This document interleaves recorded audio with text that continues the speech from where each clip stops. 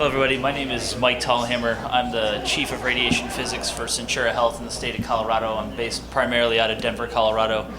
We have a number of facilities around the Denver area that has SGRT, and I've been asked to kind of give a quick guide to validation and selection of SGRT systems. As disclosures, obviously VisionRT has paid for me to come to AAPM to give it this talk. And I'm going to walk you through a virtual site visit of our technology so you kind of see where we're coming from and how we validate it. I see a bunch of faces of people who have been to my site for site visits, which is weird because you know my site probably better than I do. We use Philips big bore CT scanners for all of our CT sims in radiation oncology. We also use the lap Dorado system to place lasers at the time of sim. We also use the Gate CT product. We've replaced all of our Philips Bellows systems and all of our RPM systems with the Gate CT product for 4D CT simulation at this point across 4 of our facilities in Denver doing SGRT.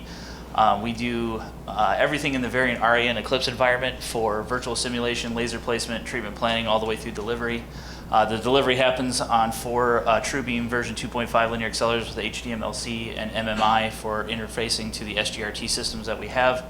Our chosen SGRT systems is Align RT or OSMS, same system, just depends on who you purchase it from, whether it's Variant or Vision RT, what you call it. And then we use the Orfit AIO solution for immobilization. AIO stands for all-in-one. We do everything from SRS all the way through palliative cases with this system. We think the system marries extremely well with the SGRT technology that we've chosen. We try to keep everything down to a process, so everything kind of has to complement one another, and this is what we've standardized on. You can treat everything from the head down through the thorax, thorax down through the abdomen, abdomen down through the lower pelvis and through the lower extremities. You can see the board here has slots and everything on it so that you can immobilize the patient in various different configurations. You can also leave exposed areas for SGRT tracking, so it kind of marries extremely well and doesn't obstruct the camera views for any type of treatment that you want to do. This is our system and our process, but adding SGRT to your process is going to look a little different. You're going to have different immobilization systems, probably different delivery systems. And so adding that process means that you have to ask the right questions when you're trying to choose something. This talk is relatively vendor agnostic. You should, whichever vendor you're going to choose, you need to do these steps. You need to really define what you want to do, what you're hoping to improve or add to your system. If you're looking for SRS or gating or deep inspiration breath hold for breast, as we just heard about, or are you just looking to add setup accuracy and efficiency to the processes that you already have? What information is out there to help you understand how other people are doing this? That's going to be extremely important for setting up your validation in your QA programs. What tools do the various vendors provide you to accomplish the tasks that you've identified as the things you want to do, and how do you make sense out of all the information they're going to throw at you over steaks and wine and all kinds of stuff I'm sure they'll give you later on. And how does SGRT stack up to what you want to do? If it's the right tool, then how do you validate that? We asked our physician when we were looking to delve into SGRT 4 years ago, what do you want to treat with this system? And as much like most physicians in all of our institutions, we kind of got the head, shoulders, knees, and toes approach to everything. These are all the indications that we treat currently, are actually being treated currently. There's combinations, deep inspiration breath hold and accelerated partial breast. If you put them all together, you get a bunch of alphabet soup up there, DIBH, SBRT, APBI, all those good things. But these are all the indications. We're currently treating about 80 to 90% of our patient population using SGRT on our 4 LINACs in the Denver area. Some sites are more, around 95% of the patient census is being treated with SGRT for various different treatment indications. In other sites, we have a large head and neck population in our main Denver facility, so they're probably around 40 to 50% of the other cases, because you're obviously not going to use a surface-guided system on a head and neck with a full mask. You feel free to do that if you like to, though. When we were looking at expanding a program to that size, we wanted to know what information was out there on the various vendors. So we did a literature search, trying to look and see what other people are doing. I've updated the numbers to about a week ago, but this was done, again, 4 years ago. But we found, if you do it now, you'll find about 900 results, about 910 results if you're looking for the Vision RT, Align RT system. The results in the papers cover everything from SRS, SBRT, 3D conformal radiation therapy, deep inspiration breath hold for breast. Outcomes, we just heard some great outcome stuff. We'll hear some more later on SRS, a huge cohort of SRS patients from UCSD. Comparison technology to cone beam, KV, fluoroscopy, MV imaging. Accuracy, setup accuracy versus end-to-end accuracy, there's different things. So there's a bunch of papers to kind of guide a clinical implementation of a program. If you do a literature search for all other vendors, including the research-based systems like the Xbox Connect with the open interface and those types of things that people have tried, You get less than 100 additional results. It's a very liberal 100 results. It's something like a bunch of patents and news releases and some of those things. So some of them aren't as clinically relevant, but if you're looking for clinically relevant papers, I'd say it's probably far less than 50. But there are some good PhD thesis papers on some of the commercial vendors. There's 2 other commercial vendors out there, CRAD, and I'm spacing the name of the other one, so forgive me for that. And then, like I said, there's a research-based ones. But they're primarily feasibility studies looking at algorithm development. Is it feasible to use this type of algorithm to fuse surfaces and those types of things. So understanding whichever vendor you decide to choose, understanding how their features are implemented is important. It goes to the information that we just talked about. It also goes to the information of setting up your QA program and setting up how you're going to validate this system. If you don't understand how it's implemented, you don't know how to validate it. Understanding how the vendor system fits into your process. The vendors have a grandiose idea of how you're going to use their system, and you have an actual real process of how you're going to use their system. You need to make sure those are relatively complementary, and then figuring what, in the final analysis, what benefits your patients is most important. For us, our concerns were gating, registration, the analysis tools, and the response time. The reason why gating was important to us, we had a pretty extensive deep inspiration breath hold program using RPM. We found it fell woefully short in our opinion as far as how that worked. We were finding using cine imaging that people, as their chest wall became sore, did not want to take deep inspiration breath holds to expand those tissues, but were more arching their back and extending their abdomen to get the box into the correct position, because our patients were extremely smart. They could hear the beam come on and they wanted to go home. And so we were finding these cine ports were showing us that maybe this was not what we wanted to do. So we didn't want to just simply mimic another RPM system with a surface guidance system. As far as rigid registration is what AlignRT uses, a simple minimization of the distance between 2 surfaces. We have some registration background in our physics group.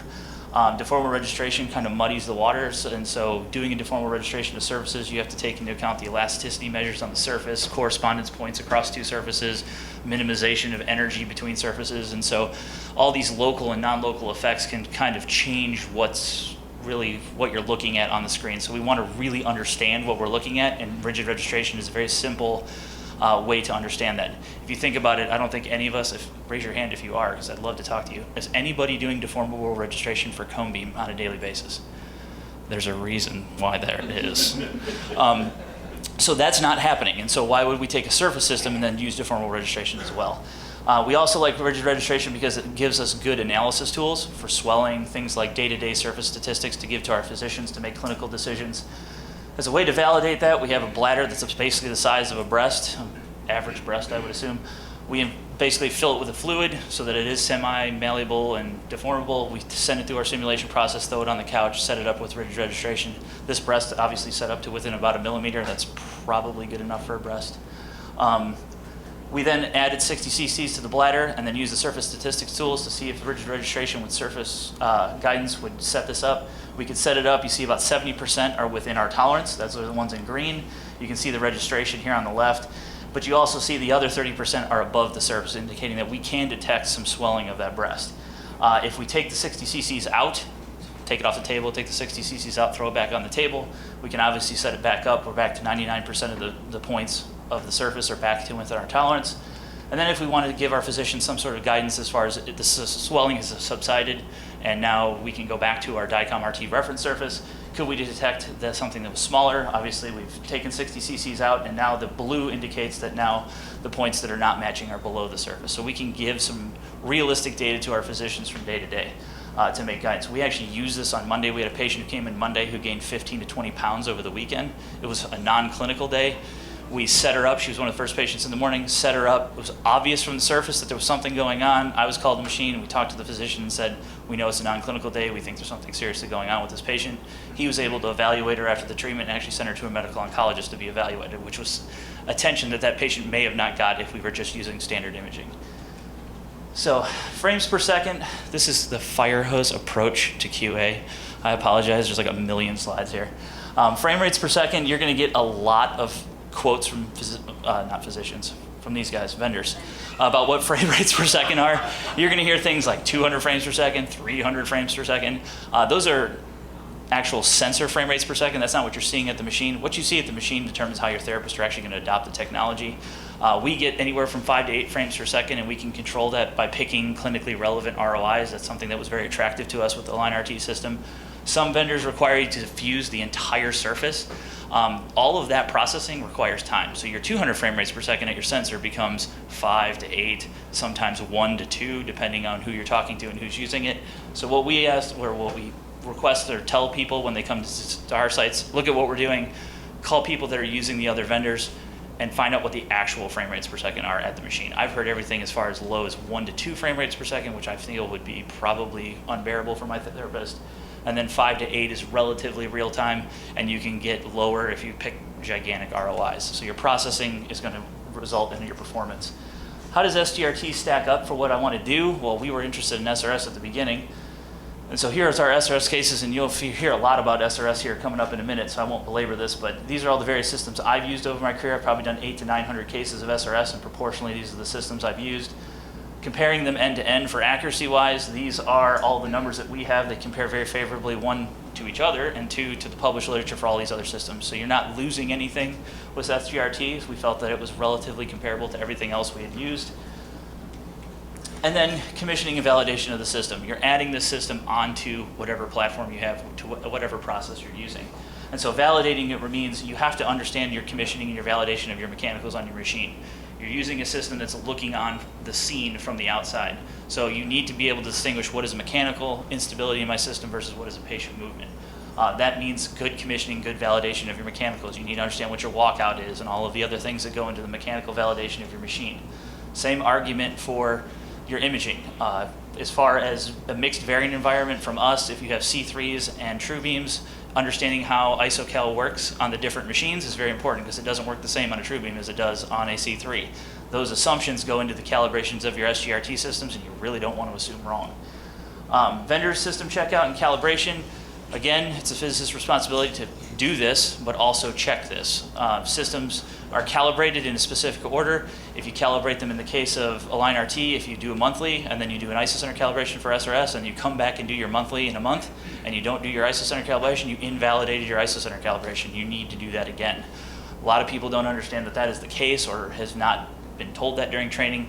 You need to understand how those work so that you don't make a mistake at some point. Extended system checkout, TG147 is your friend. It gives you all the tests. It's relatively easy to do. We take the stance of every patient, every fraction with SGRT, and so I feel you should check it every day.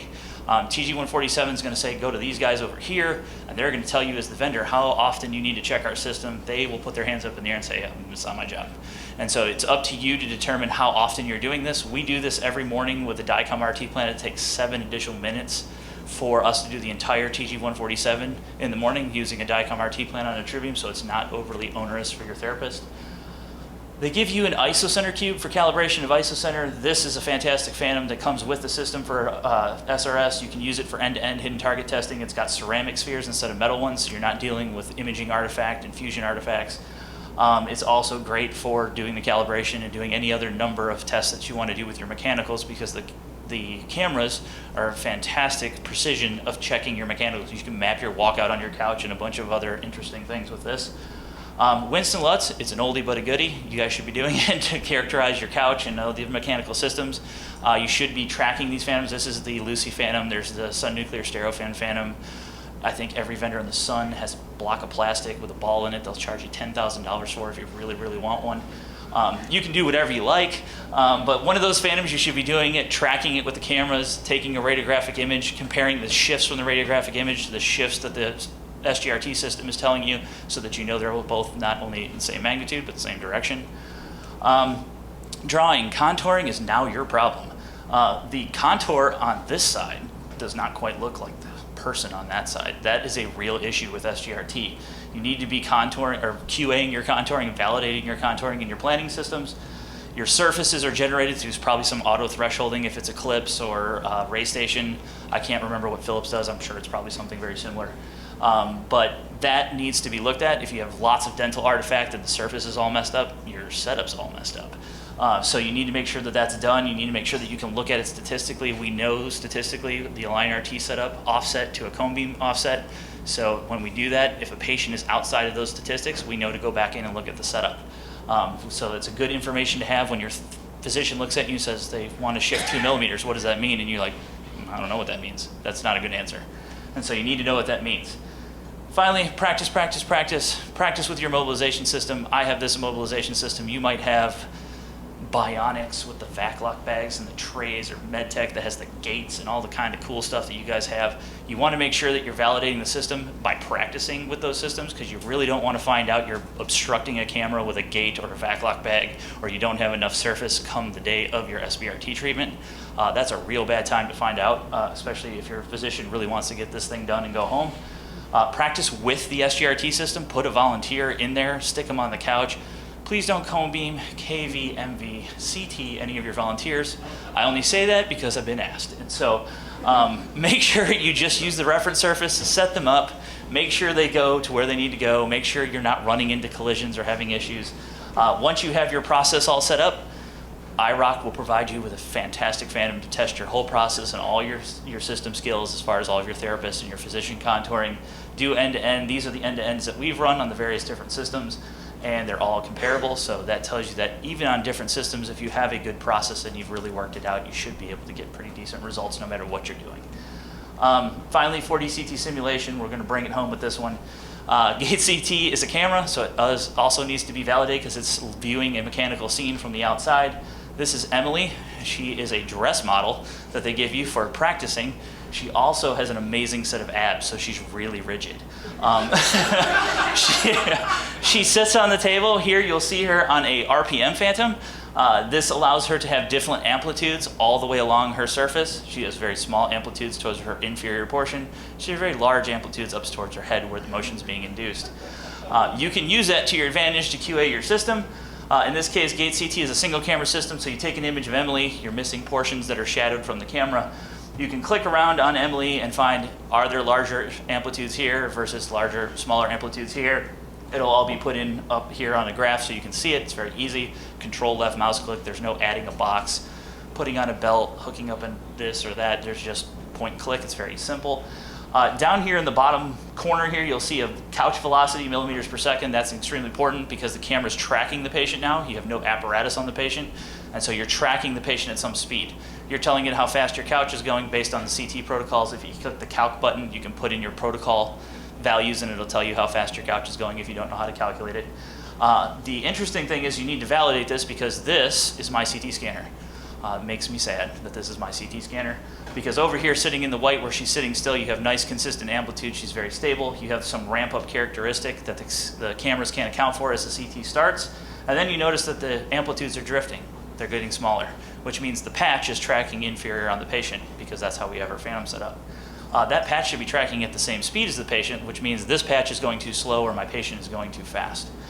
If I try to overcompensate and I tell the patch to go even faster, I have a nice stable, again, same exact CT protocol, stable, she's sitting still. I have a ramp up characteristic when the CT starts, and now the patch is getting, the amplitudes are getting larger, which means the patch is going superior on the patient's traveling too slow. If that's the case, this patch can either go into areas where there's no data, like we saw, that can track down onto maybe a stray sheet, onto one of your fantastic gates from your immobilization system, or a vac lock bag into an area of the patient. You've all had that little old man that breathes in and out from his concave stomach rather than up and down from his stomach. It could drift into one of those regions and you lose your data, and then you lose your 4D CT and you've exposed your patient for nothing. Those are all bad things. I have a lot of people tell me the Gate CT is not working, I keep losing a signal. This may be the problem. You'll also notice that ramp up characteristic means that where you click, the actual tracking point is a little bit inferior. So you need to make sure you're accounting for that. You don't click just superior to some immobilization device piece of equipment. If you do it correctly and you come up with the right exact couch speed, this is what you should see.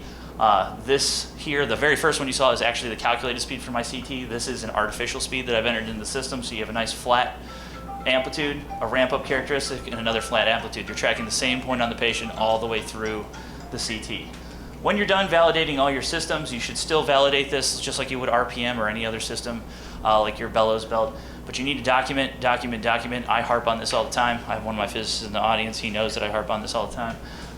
You're not done validating until you're done documenting, because if I was to ever get hit by a bus, and let's not go there. What if I won the lottery and I found new friends? I don't want to hang out with you anymore, but you at least know what I did. And so if I have all of this stuff and I've documented it for you, I'm done validating, and then that means I'm done talking. And so I can answer your questions now.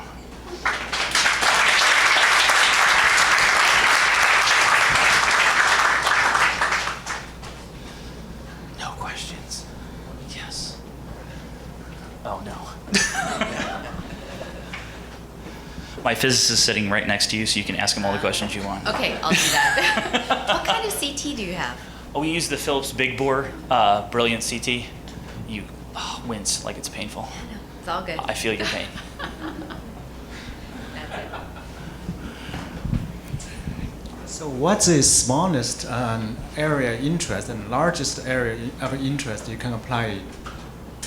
With the line RT? Yeah. It just depends. I mean, I've had extremely small framed elderly women for SRS where we do kind of, you should have seen it in one of the slides. I don't know if I can, oh man, I totally messed that up. Anyway, one of the slides you saw kind of like the Zorro mask approach. It's extremely small and it also has the eyes removed because the system's sensitive enough to kind of pick up the fluttering of the eyes. And so we remove the eyes just so we don't see some chatter, but that's a relatively small one. We've done palliative spine cases or palliative hip cases where the patient's in a lot of pain, and you have like that little old man that's a perfect tube, which is really easy for registration algorithms to register a tube to a tube. And so you need to get a really large ROI to grab some of the hip or maybe the bottom of his ribs. That'll drop it down to about 4 frames per second, but that's a big ROI. You're rarely using an ROI that big. And then I've done small little things. We've done shoulder sarcomas where you're trying to make sure that the posture of the shoulder is in the right position and those things, and you're talking just little tiny ROIs. And then you get a much better frame rate per second. Can you use this Vision RT with VMAT delivery? Yes. Yeah, so the cameras know when they're being obstructed. On the most current release of the software that we have, if your ROI is relatively small and the gantry blocks and there's not enough image information, it won't give you erroneous shifts. It'll just tell you that there's not enough overlap between the ROI and the live surface. So you don't get kind of like these crazy values that just spike. The system's really, really robust though, at least in our experience of once you block one camera, you still have 2 other cameras. And as long as the ROI is large enough to grab on, or there's enough, so if you have a really small ROI, you can imagine on an open face mask, but the head is tilted forward, so you're facing that foot of the couch camera, you still have a lot of information. And so even though you're blocking maybe the lateral camera, you have the forward facing camera and the other lateral camera to compensate. And so it's usually not too much of an issue. We have seen things where we've had large patients who are really uncomfortable and they're moving, and we're trying to do an arc delivery where we have to create a secondary ROI, so you can create as many ROIs as you want. And so we might create a special ROI for a specific arc. So for example, we had a lung SBRT on a patient who had back problems, and we obviously want to make sure that they're not moving. So when we go to a sagittal arc where we're coming this way, we're blocking a whole left side of their body, or right side of their body. So what we did is we created a preferential left-sided ROI so that when we did have a couch kick like that, we just switched the ROI. And then we use that one. So you can get around it because you can create as many ROIs as you like. And so you can create ones that are preferred. I've seen people that for cone beam, they'll actually create an ROI farther down on the patient to track them during a cone beam because you are blocking one camera followed by another camera, and they're afraid that they're going to lose the tracking, so they create an ROI lower down on the patient. And so you can get creative. The ROIs are free. I tell my therapist we don't charge them extra, so use as many as you like. So I try to encourage them to use whatever they need to make sure that the patient's not moving.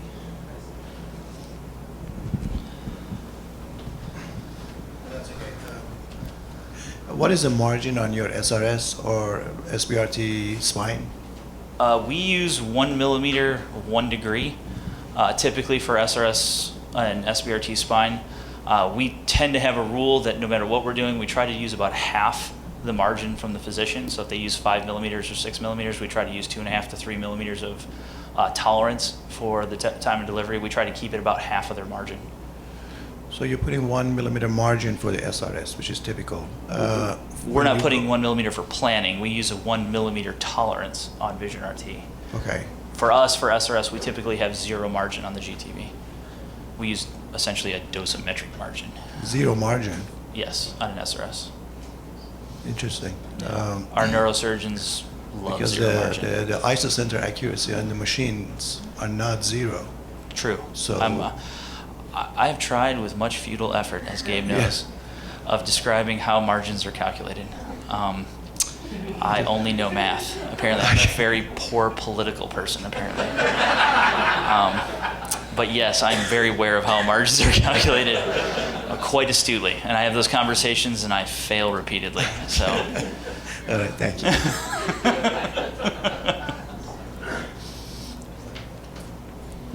Thank you very much All indeed, right. Mike.